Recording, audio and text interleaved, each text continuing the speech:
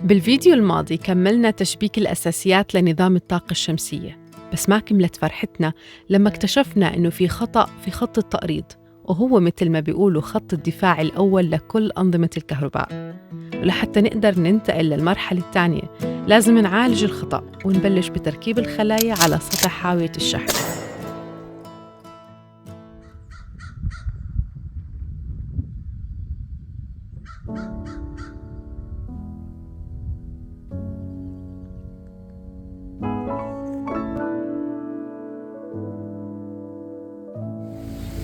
Is this for something Yes. really big? My diamond is big. هاي هي الطبيعة الحلوة اللي بتخليك تتركوا المدينة كلها تروح تعيشوا بالأرياف. هذا هيك بالطريق والواحد رايح يجيب مشتريات الأسبوع.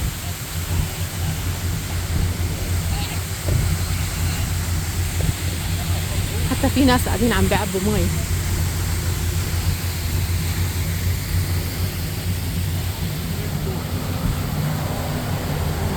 هذا كله على الشارع الرئيسي.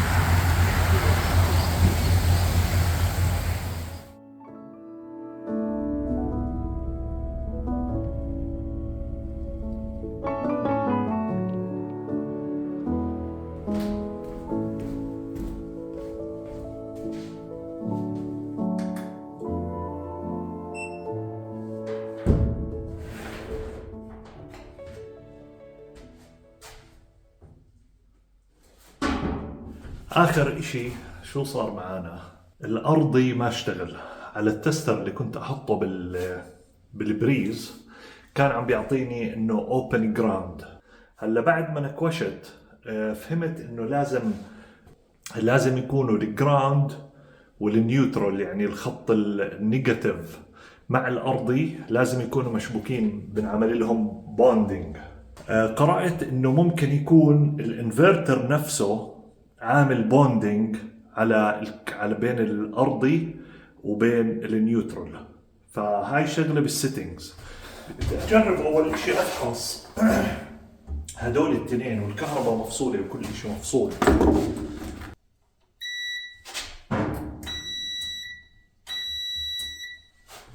الأرضي، خط الأرضي والنيوترال ماخذين من بعض.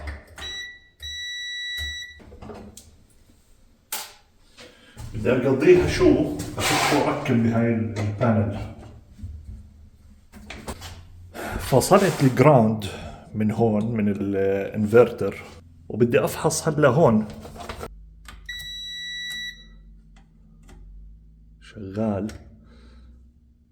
معناته مشكلتنا سيتنج جوا الانفرتر. لازم هون بالانفرتر ألاقي السيتنج اللي بطفي البوندينج عشان يشتغل مظبوط. وقتها شو بسوي؟ باجي بشبك هدول التنتين مع بعض.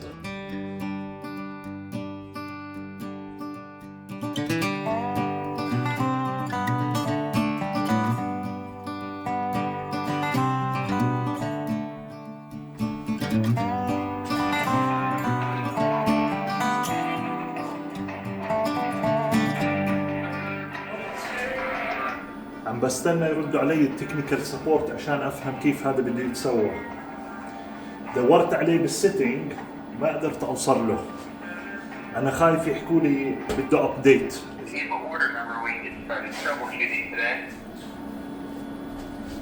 صار لي 19 دقيقة على الخط وبعده عم بتأكد كيف بيتسوى هذا الموضوع. الموضوع طلع زي ما انا كنت متوقع. لازم انزل الفيرموير على اللابتوب، بعدين اجيبه اشبكه بالانفرتر واعمل له ابديت عشان هذا الاوبشن تبع البوندينج يشتغل معي. المشكلة علقان في عندي كمان ساعة موعد مع واحد هون، فما بديش اطلع وارد ارجع هلا. بدي اشيك على الماونت تبع السولار بانلز، بدي افردهم. انا موجودين عندي كوم حديد واشوف كيف بدهم يتجمعوا مع بعض واخذ عليهم قياسات اتاكد ان امورهم تمام.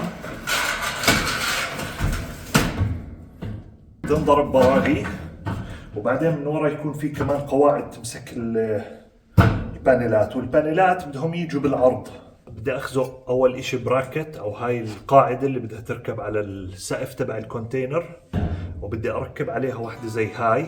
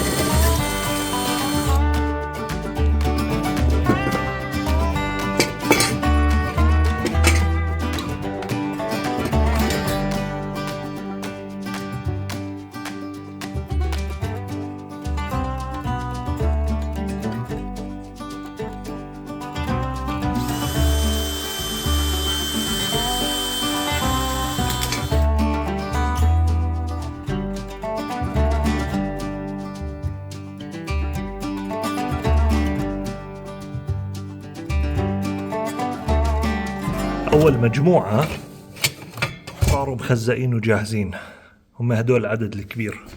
بضل عندي المجموعة الثانية حجمهم أصغر شوي، وبضل عندي بعدين المواسير الكبار والمواسير الصغار. هذا الأسبوع في عندي موعد مع واحد تبع كونكريت، لأنه إحنا بمدينة صغيرة كتير، عدد الناس اللي بيشتغلوا بمجال الكونكريت والصب كتير قلال.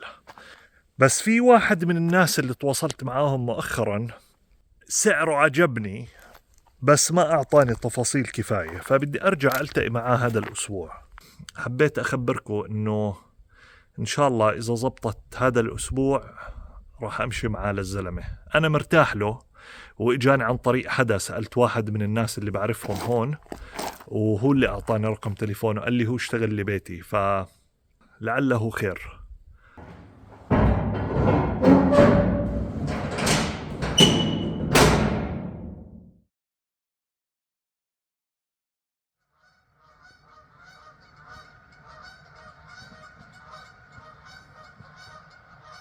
يا صباح الخير. اليوم الشمسات فخمين على الآخر، إشي رائع، مع إنه الجو بارد، الحرارة بجوز 2-3 تحت الصفر. البطات مصطهجين.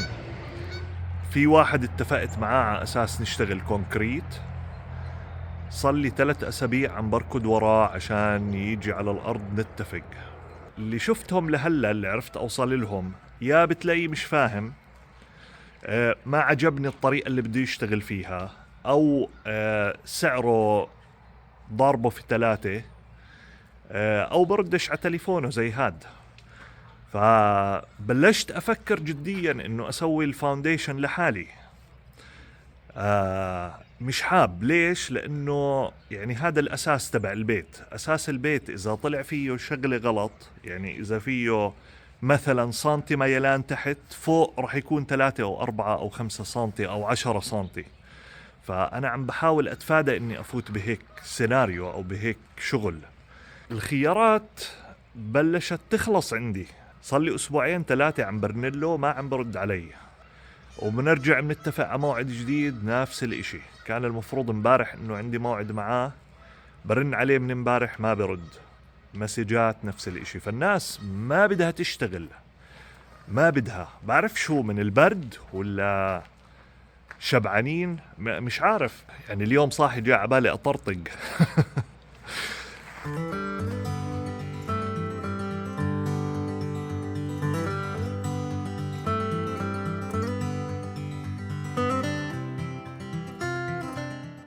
وجينا اليوم نكمل الشغل اللي علينا. فجينا أول إشي عند جيراننا المينونايتس، بدنا نجيب خشب من عندهم، وبدنا نكمل عزل بالحيط الثاني داخل حيوة الشحن. الحيط نفسه اللي إحنا خزقناه وطلعنا منه سلاك، هلأ لازم نرجع نعزله.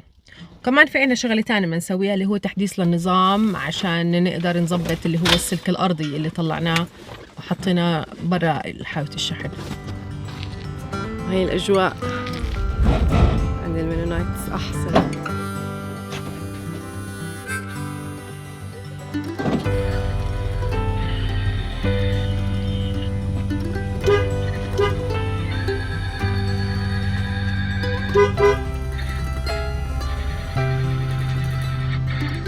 كل ساعة بلف جوا بدور عليه عشان يعطينا الخشبات. كمان خشب بدنا ناخذ اليوم. كم شيء مش كتير بس عشان عزل واجهة الكونتينر. طب احنا ليش ما نجيب مرة واحدة الخشب بدل ما كنا رايحين جايين كل شوي؟ لأنه بدي أجيبه من لوز مرة واحدة أرخص، بس هلا عشان نقدر نسكر هالواجهة اوكي قلت باخده من هون.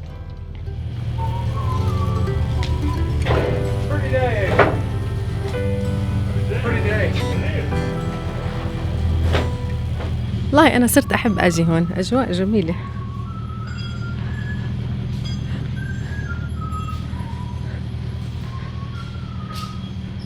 شو فادي؟ كيف؟ اسحبي اوكي اسحبي شديه تمام. شد الحبل اللي عم نلعب. That's it.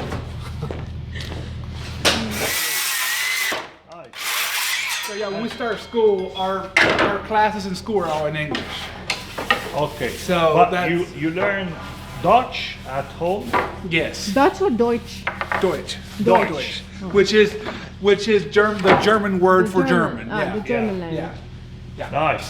And what's your last grade at school? 8th grade. Eighth Yeah. grade. That's it. We go through the basics, reading, writing, arithmetic, Yeah. and then the rest is the great school life. Oh, The life is the greatest school. All You right. learn So great and lessons. then you go to whatever, like carpentry or Occupation, yeah. You learn your trade. Yeah. nice. Or- At 8th grade. But we are meeting some people, other Mennonites. They use cars, they use electric, so it got us a little bit confused about are they Mennonites or There's anything from this to this, you know. It's just so yeah. yeah, and So their you- roots you- are the same. The basic beliefs. So is it beliefs the same? Is it the same community or it's a different It's community? yeah, we're all kind of individual groups, but yeah, the background is the same. It's all Bible based Yeah. beliefs. Yeah, Okay. everything. So, but in between the practices that we apply can vary from red to black, you know. Yeah. Everything in between. And do you? Some people say that you're allowed to marry 4 times or 3 times. no. Is that correct? Not the way we see it. No. No. One You only. until death does part. Okay. So Yeah. you're stuck. Whenever you're married, you're stuck with her forever. That's right. Yeah. Like the same you. case here. Yeah. I am stuck. Yeah. For how long? No one knows. Yeah. Well, it's a good thing. It And, is. Yeah. You know, of course. if you're living in the Lord, it's a nice life. Right. Yeah. If you're living in sin, it's a sad life. You It know, is, and right. that's why it don't last too many times. You know, too many marriages go. How long have you been here in Tennessee as group or? We've been here for 11 years. So it's recent, not too long. So No.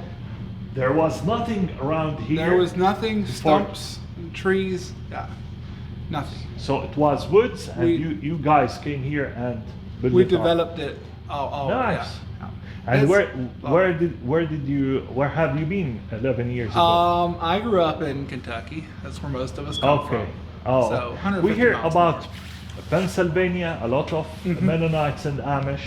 Are you guys, as Mennonites and Amish, related in any way, or? It all traces back to basically the same thing. So which one came first, the Mennonites or the Amish? The Mennonites. Mennonites came first, and Which- then the Amish, I would- a separated group.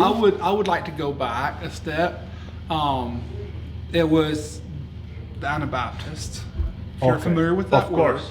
So the Anabaptists, and we came down through, and there was a, I want to say he was a pope, but I don't think that's the right word. But his name was, not the pope, but the priest. A priest. okay. Yeah, he was a priest. That's what we call. And- That's what we call religious men back there. Back Yes. home. We call them priests. And the Catholic. Yeah. Yeah, our roots are in the Catholic faith. Okay. So his name was Menna Simmons. That's Oh. where the Mennonite name. Okay. So it calls Christians, really, but yeah, we go by Okay. Mennonite. Yeah. And then there was a man by the name of Jacob Ammons. Uh-huh. So then that's where the Amish come came from. But first it was Mennonites, then the Amish came. Yeah. So Because- that happened in the old land. That happened in Russia or Switzerland or.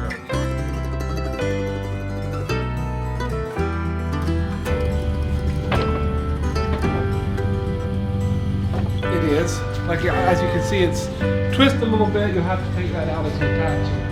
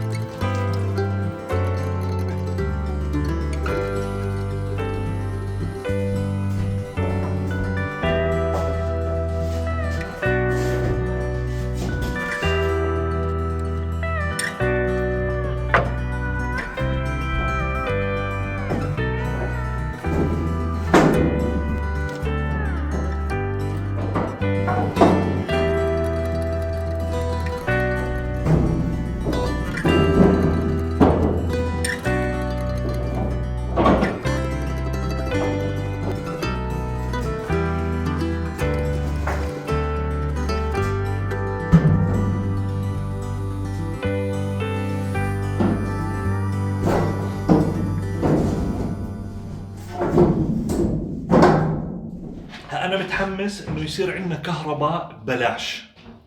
يعني هاي إشي حلو. كهرباء ببلاش يعني. هذا أحلى إشي بموضوع السولار سيستم. قديش راح يكون ناجح؟ لسه ما بنعرف. ما بنعرف. لما نجرب، لما نشغله ونحط البانلز فوق ببين معانا. بس هو الإشي الحلو فيه بإنه النظام الشمسي أو نظام الخلايا الشمسية هو نظام ممكن يتوسع. فيعني ممكن الواحد يبلش فيه بخلية واحدة خليتين بعدين يرجع يوسع كل ما بيقدر ياخد منهم أكتر طاقة وبعدين كل ما الواحد يصير معاه وقت بصير قادر. والبطاريات الواحد بيقدر يكبرها حتى إلى ما لا نهاية. يعني ممكن الواحد يصرف له 100,000 على بطارية. عشان هيك أنت مكبر الغرفة تبعت النظام الشمسي عشان يا دوبها.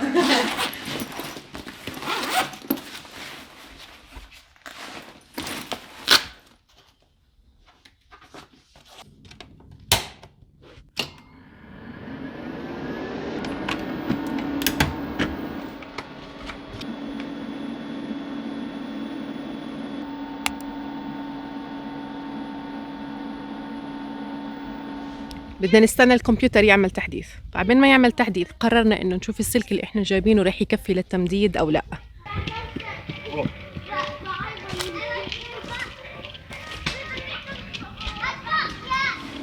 أول محاولة للتحديث فشلت. ليه فادي؟ بعرف شو بجوز اللابتوب عمل سليب، سكر البورت، ما بعرف شو اللي صار. يعني بيعمل ابديت بعدين هذا الانفرتر قاعد عم بطلع لي ايرور. صار لي نص ساعة تقريبا على التليفون عم بستناهم يردوا علي. كاستمر سيرفيس. Yeah, I'm there. فادي مش ملحق. تليفونات مع شركة السولر ويقيس، تركني معلقة.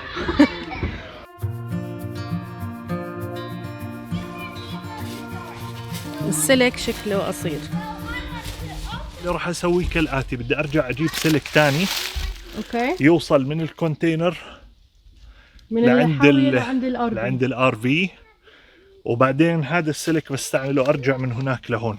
وتاني اشي مش راح يفوت من هاي العلبة لانه هذا كتير سميك، فيا بدي اجيب علبة اضافية تحتها ومنها يفوت وبعدين يفوت لجوا، او بدي افتح له فتحة خاصة لإله. الابديت تبع الفيرم وير مش راضي يزبط، وبده انترنت، لازم احط اللابتوب واقعد على الانترنت. يعني فيش اشي ظابط اليوم باختصار. ايش بدنا نشتغل فيه؟ عندنا كتير شغل، بس انا لما اكون جاي حاط براسي بدي اخلص شغله، بدي اعمل شغله، بتكركب اذا ما خلصت. Where is it? وين يا زلمه؟ انت صاير ساحر. In my shirt. انت ساحل بابا. It was in my shirt. واو.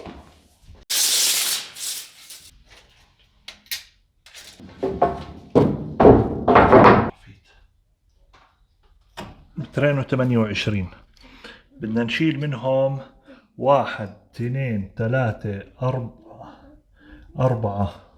ما هاي قصة السنتي والإنش قصة. دوختني.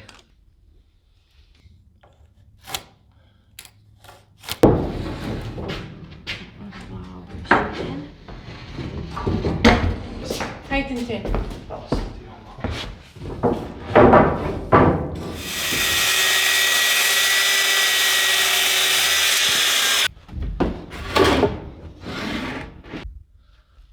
تعليمة معلم والله، ما شاء الله عنك.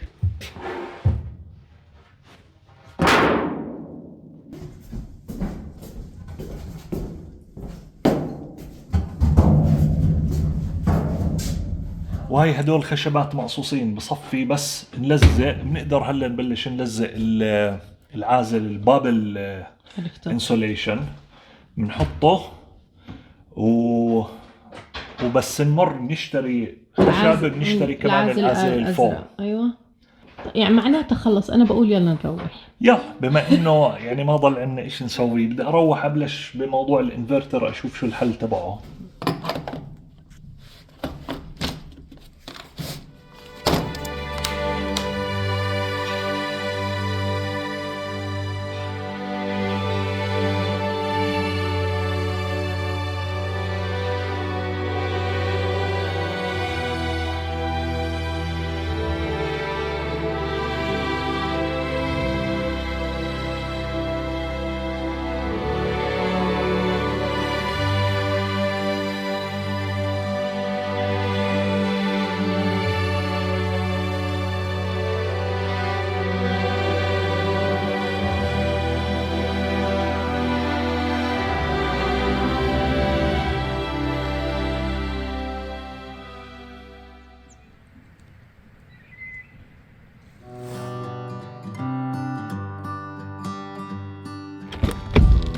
طب شو رايح تجيب؟ بورد.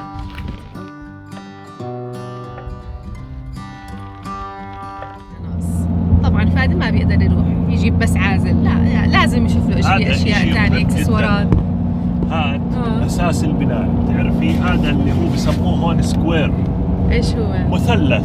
هذا اساس البناء. طبعا شو بيجي معاه دفتر عشان تتعلمي عليه. يعني بدي ابلش اخذ كورسات عشان افهم له. انا كنت غايب بحصه الرياضيات لما علمونا عليه، بس الرياضيات والفيزياء. فهذا قصه وبدي اتعلم عليه هذا. اوكي. وهذا الاشي طبعا انا بالنسبه لي شوي عندي هيك تخوف منه، كيف بدي اعمل الزوايا تبعت البيت، بالذات انه راح تشوفوا البيت كثير راح يكون فيه زوايا، وهذا الاشي شوي موترني.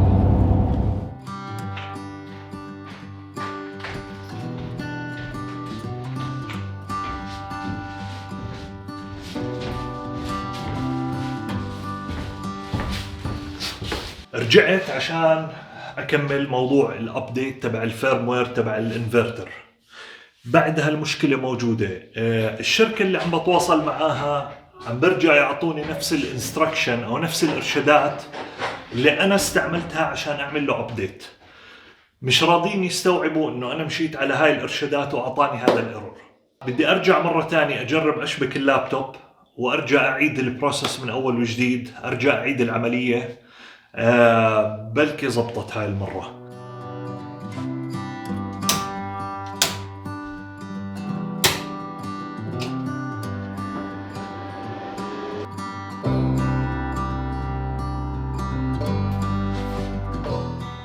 هاي الجهاز عم بيعمل ابديت، ان شاء الله تزبط هاي المرة.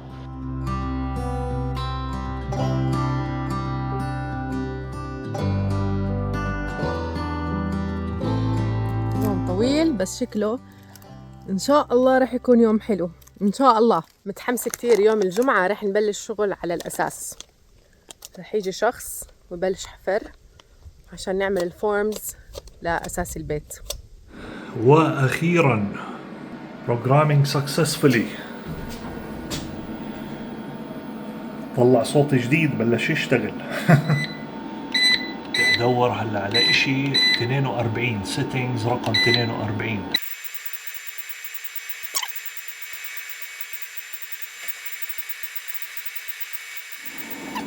ايوه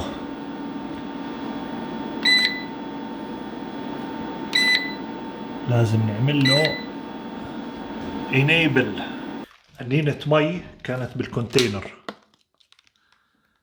جمدة. هلا بس بدي ارجع اطلع الخط الارضي، بس اشي مبدئي اوصله بالخط الحديدي اللي ركبته بالارض، واجي ارجع اعمل فحص على التستر. المفروض يعطيني انه الشبكة الكونكشن مزبوط.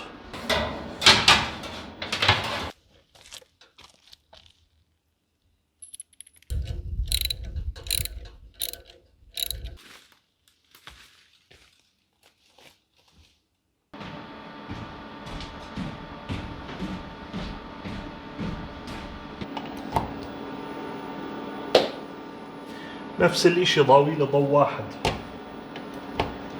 المفروض يضوي ضوين. رجعت ركبت هذا البوندينج جامبر، رجعت وصلته ضربته بالعلبة وحطيته مع الخط البارد. اها سكسس. هلا بنقدر نكمل. يلا. اخيرا بدنا نبلش نقص خشب، والورك ستيشن اللي سويناها مشغولة، ما في قطعة بالعدة عندي غير محطوطة عليها، وبدي اشي اقص عليه. يلا نخترع لنا شغلة.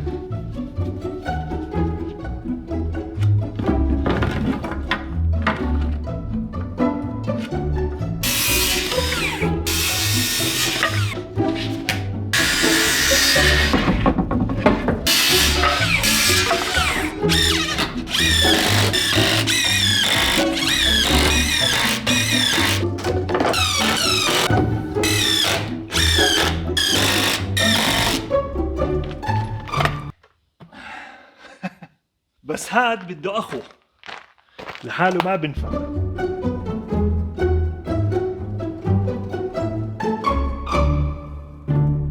هلا بنقدر نفرد الواح برا ونحطهم، بنعلم، نقص، امورنا ذهب.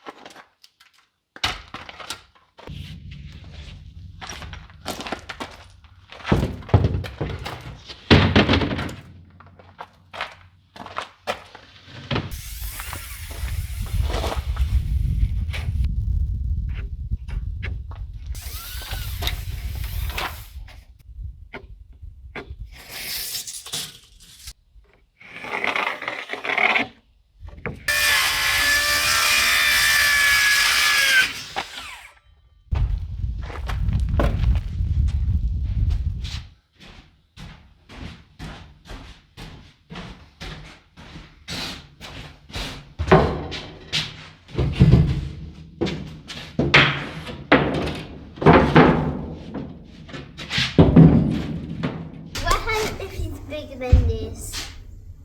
عجبوك هدول؟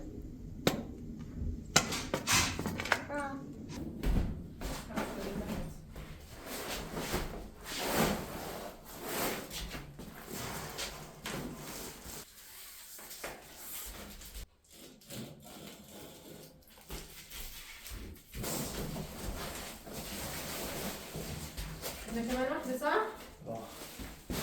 أعلم 238. افردي اياه.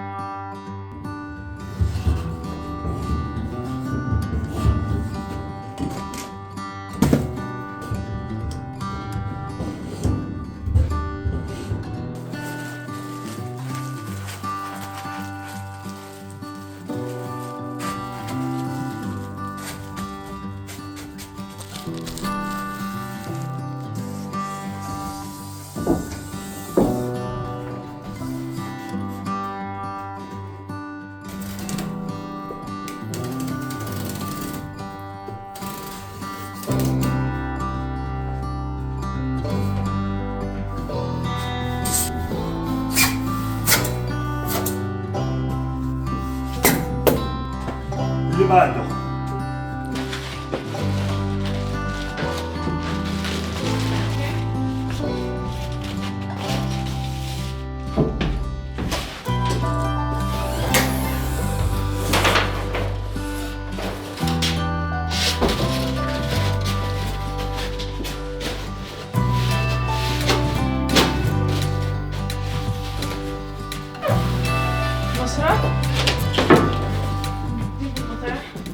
شو بدك تسوي؟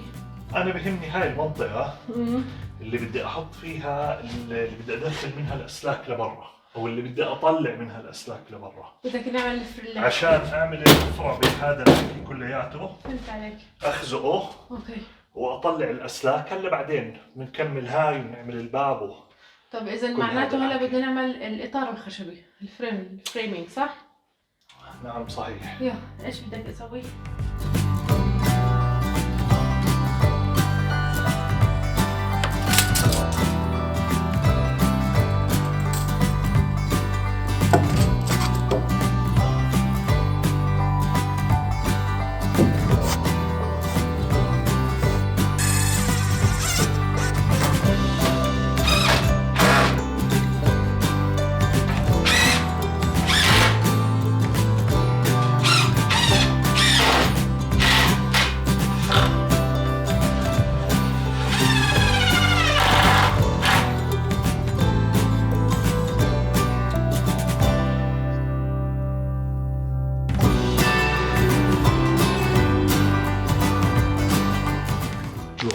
أفاك مع شمس الغروب طالعة حلوة.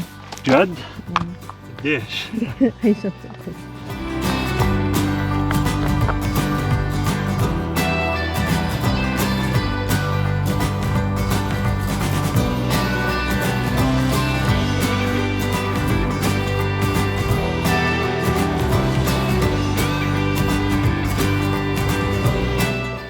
اليوم بدنا نعمل واجهة واحدة هي هاي. بدنا نحط اللوح الخشب هلا، نحدد المكان اللي لازم نعمل له دريل او نثقبه، راح يطلع منه كمان لبرا.